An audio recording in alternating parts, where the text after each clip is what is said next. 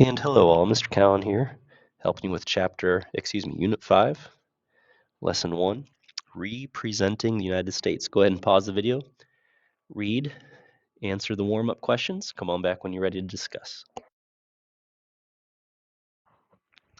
So, interesting how different people can speak the same words, same language, but pronounce things differently. One thing I noticed when it came to this, there was definitely more blue states, or so it seemed. In the very least, there's more area of blue. In other words, most of the people would seemingly say pajamas. Well, should I say most people? As a matter of fact, that's something that I'm left wondering. Um, is it just more states, more land area, or is it really more people that say pajamas instead of pajamas? But let's go ahead and continue exploring with the next few pages. Now, a couple things of vocabulary we've talked about.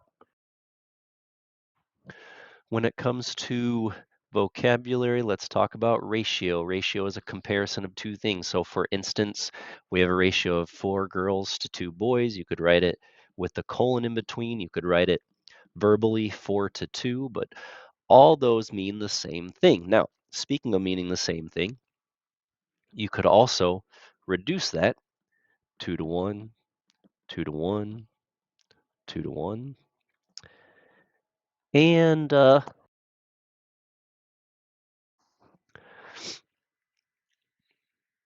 I'll just leave it at that. In terms of rates, rates are ratios that are not the same unit. So for instance, girls to boys technically is people to people, right? On the other hand, over here you can see dollars compared with pounds. So a rate is a ratio where the two units are different. Miles per hour, dollars per pound.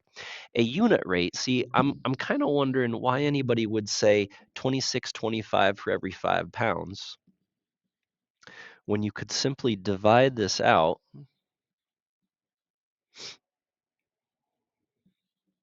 and I hope I didn't mess that up, $5.25 per pound. So unit rates are pretty powerful things. Essentially, they're dividing, and if I could use a little disappearing ink here, a unit rate is always per one. So I would have written the word per pound if I wouldn't have used that. Not pounds, not 2 pounds, not 4 pounds, just per pound.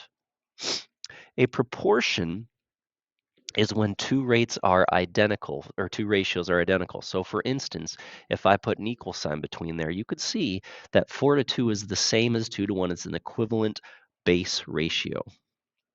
So a little vocabulary. Some of you learned that in 6th grade, others of you have not. Now, I'm really sorry I'm not here. This is a pretty neat lesson where it actually had everybody exploring some states. In fact, if you want to pause at the top of page 559, read the directions, come on back when you're ready. So the idea was that I gave you 2 cards, and you're going to explore those cards and how they compare to the total U.S. land area and the total population. So I'm going to do a couple just to kind of carry you through it.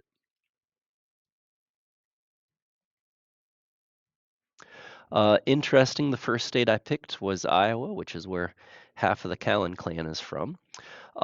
One thing I immediately noticed was that Iowa pronounced it, if I could go back a couple pages, I picked Iowa and Florida, which seems pretty nice because Iowa will be here in the blue, so they're going to be saying pajama, whereas Florida is going to be here in the green turquoise-ish. They're going to be saying pajama. Well, at least most of the people there. So immediately, I'm going to note that when it comes to both land area, both population and land area, there's going to be no green for Iowa. They're going to be on the blue side. Now, it says if it was represented by a 10 by 10 grid, what part of that should you shade in each color to represent it? Now think about 10 by 10. There's going to be 100 squares in that grid. In fact, if I could just give you a sneak peek, this was the idea that we were going to do, and you guys were going to pick a couple states, color them in. All right. So I noticed that when I took the land area of Iowa and I compared that land area. It was actually 56 compared with 3,536. Not very helpful if I want a grid that's 10 by 10 or 100. But before you know it, you can make a proportion and you could solve for that missing piece. Now in this case, the number is going to be approximately 1 in 58 hundredths. Now there's a couple different ways to get there. I'm going to probably make this a little bigger. So 56 to 3536.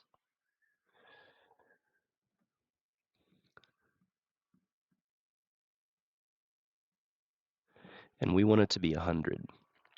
So what you could do is you could find a scale factor, which in this case, if I want the 100 but I want to get rid of the 3536, you'll notice that when you divide, when you multiply these, the 3536 would cancel. That leaves the 100 left over. But, of course, anything you do to the denominator, you have to be fair to the numerator. So that's one way, is to find a scale factor. We've talked about that in the past. Another method, I've seen some students do this, and I don't mind it. If we were to put a number right here, x, I've heard some people call this the butterfly method. I don't know, but it's called cross products. If you multiply these two quantities diagonally, you would get 3536 times x, 3536 times x.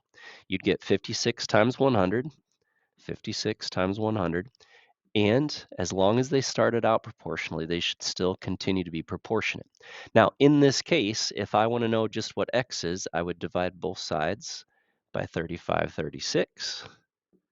And look at what you get there. You get x equals, and guess what? 5,656 times 100 divided by 3536 is again going to get you 1 in 58 hundredths. There's more ways to do it, folks, but I'll just leave it with you there. Now, interestingly enough, while we're going to color in 1 in 58 hundredths of the squares blue in terms of land area, I then looked at Iowa in terms of population. Now, Iowa, pretty big state in terms of land area, but not so much with people. In fact, if I compared the millions of people in Iowa to the millions of people, at least back in 2000, I forgot what it said, 2003 perhaps, yeah. Not nearly so much.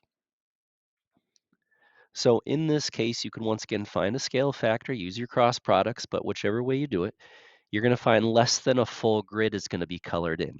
Not many people in Iowa, a lot of farmland, not too many big cities. There's a few, but not too many. Now we're going to go over to Florida. Now, what I found interesting about Florida, first of all, it's a green state, so you might imagine there's going to be no blue to fill in. I'm going to put a couple zeros there.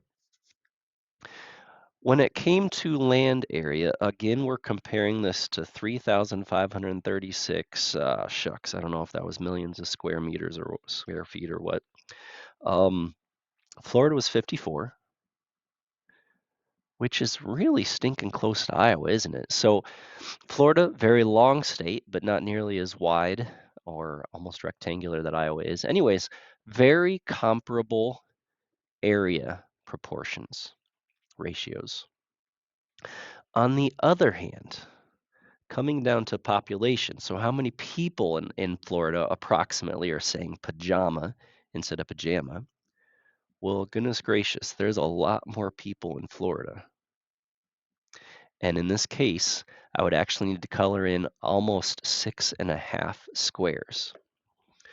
So again, very sorry I couldn't join you because it's a really intriguing little exercise where every student was going to get 2 states, and then they were going to go to this grid, and I was going to have this up on the board. And right here, I colored in about 1.5. Shucks, what was it? 1 in 58 hundredths in terms of land area for Iowa, but less than a whole square grid, 10 by 10 grid for Iowa. And then, of course, I did the same thing for Florida. Very comparable in terms of ratios of land area, but on the other hand, in terms of population, much more.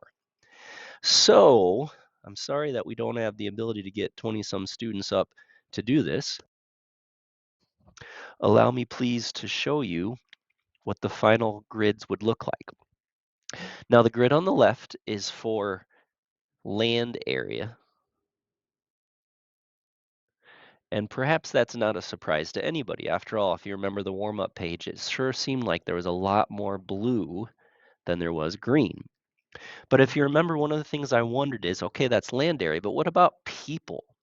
And it turns out that in terms of population size, more people in the US would say pajama. I can tell that because 1, 2, 3, 4, there's 50, and then there's more than 50 of these little grids colored in green, turquoise, whatever you want to call it. You can pause and look at it a little more clearly, but then let's go forward, please, to page 561. And I would suggest you pause the video, come on back when you're ready. So, what information were you able to see more clearly from the original map? I would just say, maybe I would have even said more states, more land area. I don't know. I mean, that was quick to see, wasn't it?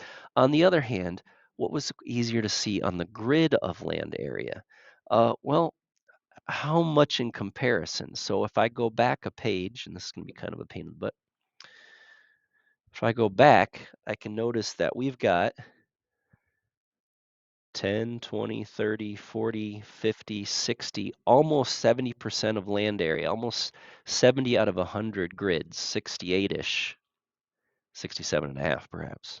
So it's a little easier to see in terms of, what would you say, in terms of the ratios? Now, looking at both grids, would it be appropriate to say that most people in the US pronounce that? Well, I think we've already discussed that. So in my case, I'm going to point out that a majority of Americans pronounce the word pajamas, like father. And the second grid shows that more than 50 squares, in other words, more than half, are in fact green. And pause, rewind if you need to. Next page really starts us up into the unit. So I'm actually going to read this together with you, but if you want, you could pause, read it through on your own, mark up the text. So keeping it 100. The verdict's in. People love using the number 100. It's not too big, it's not too small either, kind of like Goldilocks. Very friendly to the number 10, also famously gets along with 5s, 2s, and 4s. In fact, 100 is so popular it shows up just about everywhere. Coupons, department stores, nutritional labels. Describes tax rates. Clothing on your back has labels with percentages of different types of comparison to the number 100. You may have seen these comparisons of 100 before.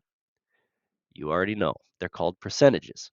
And as far as ratios go, percentages are great for communicating the way you feel. If coach tells you to give 110% on a football field, it motivates you more than if they'd asked you to give 22 out of 20. Percentages also are great for making comparisons. It's a lot quicker, for example, to choose a jar of peanut butter that contains 5% of your daily recommended sodium over a jar that contains 22%. Really quickly, you can compare those numbers. It's all about that 100. There's something comforting about seeing a value represented as the number of parts per 100, but things can get tricky once we start using percentages to describe how things change. So that gives you a little preview where we're headed. How do things change? If you want to know about the percentage change of how much your free throw shots have improved, how much your stock price has gone up, or for that matter, gone down. Our intuition for what for those percentages mean starts to get twisted. What does it mean for an item to be 20% off after a $15 rebate? How much more are we getting if a cereal box is now 15% larger, or for that matter, 15% smaller? Perhaps you've already heard the word shrinkflation. If they don't want to raise the prices, they'll just lower how much you got.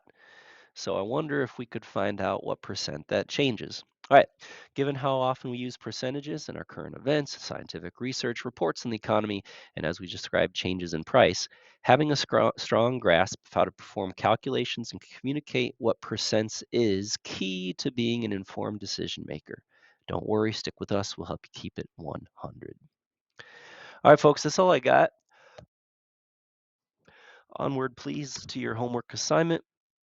It's going to be a twofold assignment. You're going to have textbook problems, pages 563, 564, as well as an extra practice problem. Take care, do well. Let's grow. We'll see y'all soon.